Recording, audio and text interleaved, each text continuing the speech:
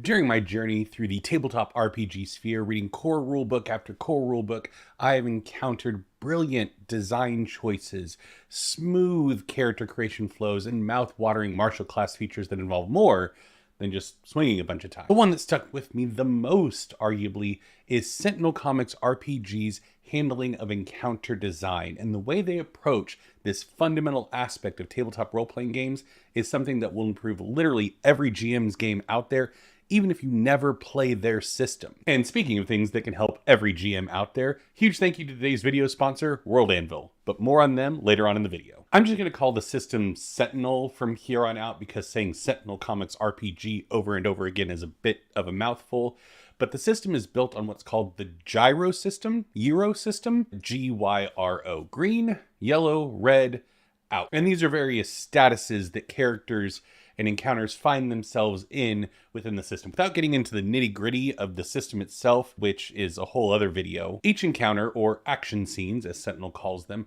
goes through the green, yellow, red, and out phases.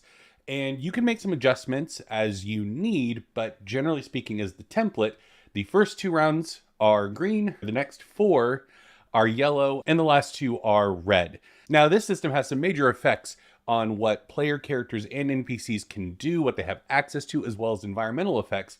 But one of the biggest questions is, what happens at the end? There are countless dungeon masters and game masters out there that never ask the question, how does my encounter end? Outside of everybody died. And yet this system bakes that question right in its core. Now for Sentinel, the answer to the question, what happens when the encounter ends, is probably another encounter, just worse. If the party was trying to stop a bank robbery, then a bomb explodes just as the villains rush out the front door, and now it becomes either a skill challenge to rescue people or a chase scene to go after the villains. But you gotta pick one. If the party was ambushed traveling through the woods, well then the unseen scout that took off has now raised the alarm at the bandit camp, and you've got a lot more enemies incoming. Stand and fight, or run and get back up. The gyro system has a ton of other things that it does extremely well, and I really want to play in a game using the Sentinel system. But for the purposes of this video, I want to take that concept of encounter design and designing for the end of the encounter in mind, and make it applicable for all tabletop role-playing game systems. The concept of every encounter having an end that feeds into something else, into the players either win or make the active decision to disengage. So now I want to break down the different elements that Sentinel encourages people to take into consideration when they're designing a scene, file the serial numbers off, and create tools that we can all use. So first off is the scene tracker. We've talked about the scene tracker earlier in this video with its varying states of green, yellow, red, and out.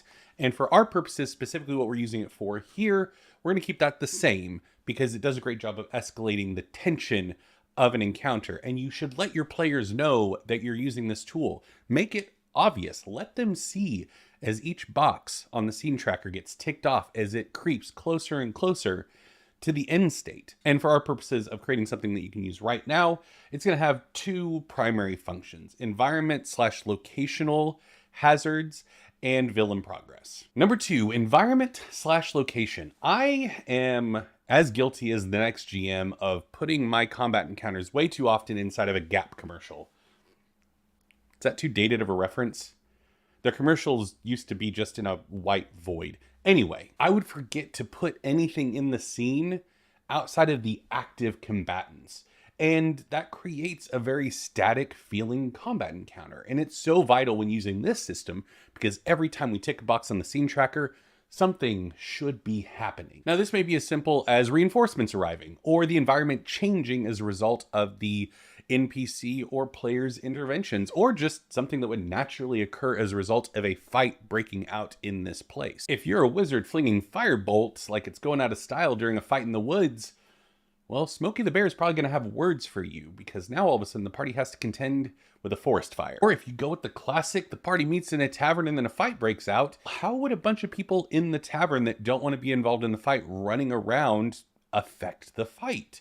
What about the city guards? What about the tables and chairs getting thrown everywhere?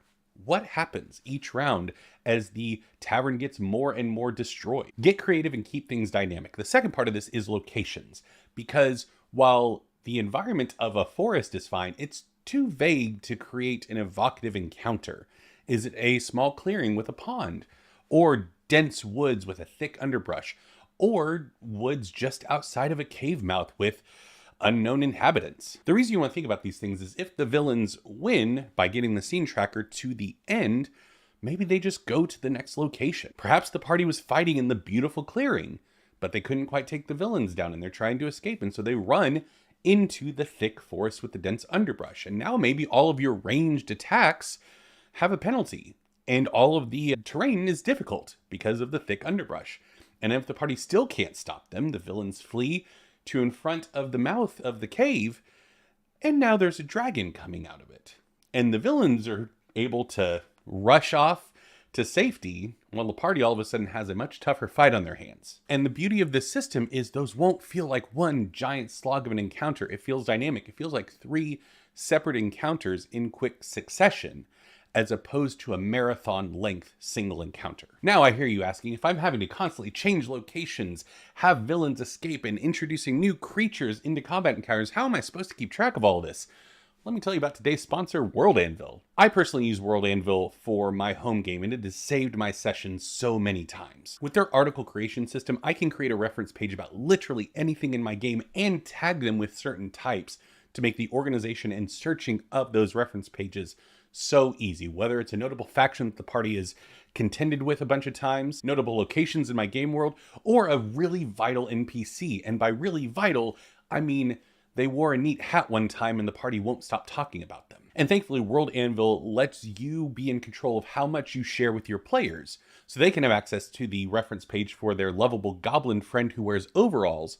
But thanks to the secret section, you can keep their devious machinations all to yourself. It puts you in control of exactly how much you want your players to see and not see of your game world and your campaign. And World Anvil supports over 45 different RPG systems, so regardless of what system you're using, you will be able to make good use of this at your table. And as a final point for World Anvil, because it's one of my favorite features and it's one of the newest features, timelines.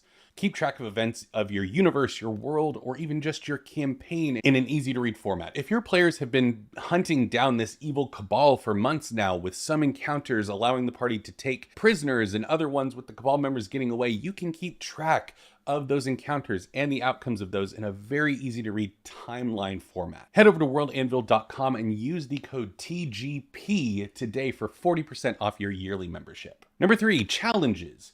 Now, we've had the scene tracker, keeping track of how long until the villains win, and introducing crazy conditions every round. But how do the players win? Outside of everybody dies, of course. Challenges are what you can do to create dynamic goals in an encounter. So you essentially, as a GM, ask 2 questions. What are the bad guys up to? And how do the players stop it?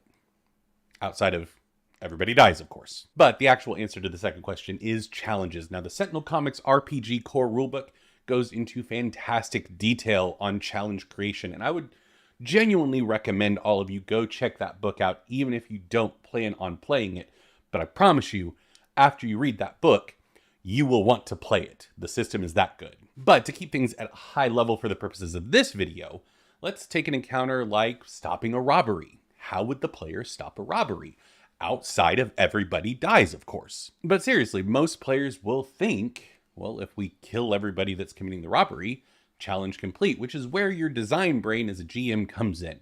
What if they don't know which member of the robbery team has the thing and they all scatter, taking off in different directions? They could try to stop all of them, but what if the thing being stolen is kind of large? And with a perception check, you could probably spot which one is trying to carry the thing stealthily, tackling one of them with an athletics check, or if it's an ancient relic, spot it with a history check. The point is, all you have to put under the stop the robbery challenge is a little tick box that says, find the item.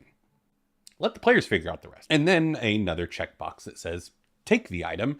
And lastly, a checkbox that says, leave with the item, because you know the villains aren't just going to let it go without a fight. This makes combat encounters something more than just a various grouping of numbers to be reduced to 0. Number 4, twists. Now this is the last thing in Sentinel's list of encounter design, and they have a very specific function, once again with the dice rolls and how they work within the Sentinel system, but we can make use of them in a slightly tweaked way. Come up with a handful of twists that can occur within a given scene. Now, this can vary by system to system, but think things that would occur on a critical failure or a success with cost, that kind of condition. These can also be things that would happen as a result of things occurring within the environment as well. But categorize them by color. Yes, the gyro system is coming back. Green is a minor inconvenience. Yellow is pretty bad, and red is, holy God, what's happening? This will alleviate so much stress rather than waiting until you're at the table to try and come up with these things that would occur on a success with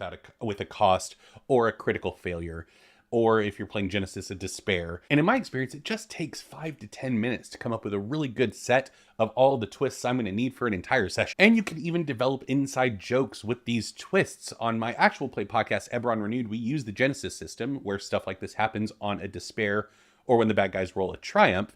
We had a reoccurring villain called the Ram that would just Kool-Aid man his way into an encounter.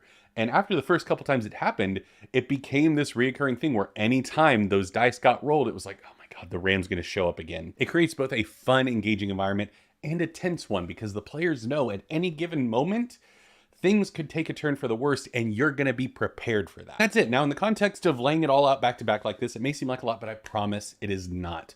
You can tackle all of this in about 15 minutes as part of your normal prep for a session. You just have to figure out the scene tracker, the environment and locations, the challenges of each encounter, and the available twists, and then you will have encounters that feel truly engaging and dynamic on a moment-to-moment basis. Huge thank you to today's sponsor, World Anvil. Be sure to check them out at worldanvil.com, code TGP for 40% off. And if you want more tips on how to fix your combat encounters, check out the video right there.